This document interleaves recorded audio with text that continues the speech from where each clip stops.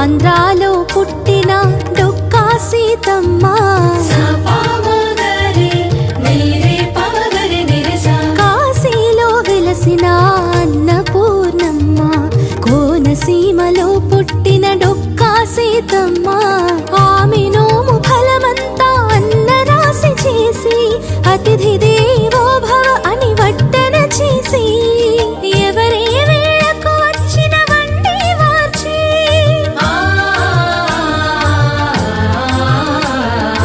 ఎవరే వేళకు వచ్చిన వండి వార్చి తన ఇల్లే ధర్మక్షేత్రమునరించి పోషించెను జనులను భారతీయ గృహిణి పాత్ర.